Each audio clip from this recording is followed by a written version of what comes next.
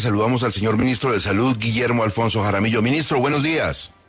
Muy buenos días, un saludo especial para ustedes y para toda su audiencia. Señor ministro, conversamos muy temprano aquí en Caracol Radio con el vocero de las EPS en este sentido. Hablamos de temas muy delicados en lo que tiene que ver con el futuro de las EPS, con el doctor Juan Pablo Rueda, que es el presidente de Sanitas. Él se reafirma en que debe haber un entendimiento con el gobierno y una mano de parte del gobierno para las EPS, porque si no, después de septiembre, efectivamente podría haber traumatismo en la prestación del servicio para 13 millones de colombianos. ¿Sí se va a llegar a un acuerdo? ¿Sí está en esa disposición el gobierno, ministro? El gobierno siempre ha estado dispuesto a sentarse y lo hemos venido haciendo desde el principio. Recordemos que el señor presidente de la República se reunió con las EPS, se reunió con los partidos políticos para tocar el tema de la salud. O sea, que ha habido y seguiremos teniendo una disposición muy clara de diálogo, de entendimiento, porque hay que buscar todas las posibilidades para lograr mejorar precisamente la atención y la salud y la vida de todos los colombianos. Ministro, cuando, según entendemos, parte de los acuerdos a los que se han llegado es que el ministerio, en efecto, va a generar unas mesas técnicas para revisar el valor de la UPC, de la unidad de pago por capitación. ¿Esa es una manera del gobierno de reconocer que de pronto, en efecto, puede faltar plata? Ha habido una inquietud por parte de las EPS, no de hoy, sino desde hace bastante tiempo, de que la UPC no es suficiente. Con los datos que han dado y dan, porque esto no se construye, la unidad de pago por capitación no se construye con datos que dé el ministerio, se construye con los datos que dan las frecuencias y los pagos que hacen las EPS. Se recogen todos esos datos, eso viene validado por las mismas EPS, con firma del revisor fiscal, y sobre esas cifras de frecuencias y pagos que hacen las EPS a las clínicas y los hospitales, se levanta todo lo que es los costos para poder atender adecuadamente a los colombianos. Y ellos aducen de que durante los últimos años no se han hecho los aumentos suficientes. Entonces, la UPC es deficitaria en líneas generales, para el público en general.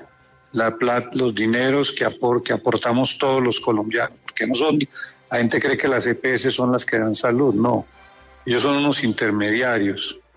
Con los dineros de todos los colombianos es que se costea la salud. Ellos, las EPS, son unos intermediarios en el proceso de la salud, pero no son los que aportan los recursos, nosotros somos los que aportamos los recursos. Y ellos aducen que ese dinero no es suficiente para atender las necesidades de los 50 millones de colombianos y del millón de venezolanos que hoy estamos atendiendo a través del sistema. Entonces, pues, vamos a volver a sentarnos porque a nosotros las cifras no nos dan nada. Y vuelvo y repito, todos los datos que construye el ministerio y que después se sienta el Ministerio de Hacienda, se sienta el Departamento Nacional de Planeación, el IEPS, en una comisión que es la que estudia ya en definitiva y decide en cuánto tiene que aumentarse la UPC cada año. Con los datos del año pasado se incrementó en el 16.23% la UPC.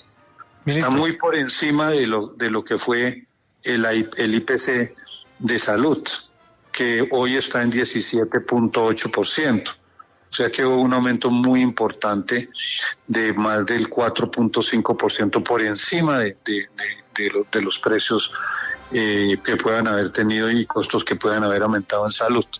Entonces, ya estamos trabajando para lo que tiene que ser el aumento para el año entrante.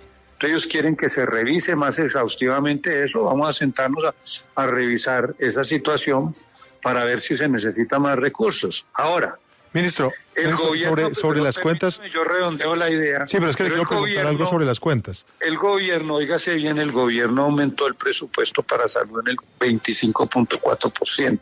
25.4%. Eso nunca antes se había hecho. Entonces, tenemos los recursos y el gobierno ha actuado de la manera más imprudente, además más amplia y generosa, para poder mantener dinero suficientes para poder atender a la gente.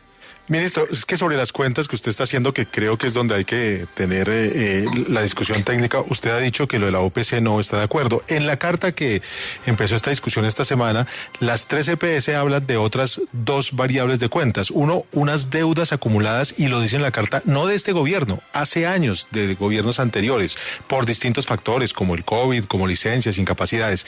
Y segundo, hablan de una asimetría que, porque no, dicen ellos, no se debe igualar a EPS que tienen un número de afiliados, pero que no tienen una carga de enfermedades graves tan alta como las tienen otras. Sobre esos 2 rubros de aparentes deudas, ¿usted qué piensa? ¿Está de acuerdo o no? Hay una situación con el tema de COVID, el COVID, a los que verdaderamente se les debe, y eso es una suma muy importante, que quedó en el artículo 153 del plan de desarrollo, es a los hospitales y las clínicas, y supera los 2 billones de pesos. Hay otra situación, es lo del punto final del gobierno de Duque. Ahí quedaron supuestamente, se auditaron esas cuentas ya, y lo que ellos pedían para que les atendieran, y ahí hay unas diferencias. Cuando se auditaron las cuentas y ellos no están de acuerdo con el auditaje, consideran que se les debe más. Eso está entonces ahora en unas situaciones, o resolvemos eso porque aceptan el auditaje, o tenemos que ir a un tribunal de arbitramiento o a un contencioso administrativo para resolver el problema. Y entonces ellos aducen que esas plata se les deben, cuando en la auditoría no aparecen como deudas en ese sentido.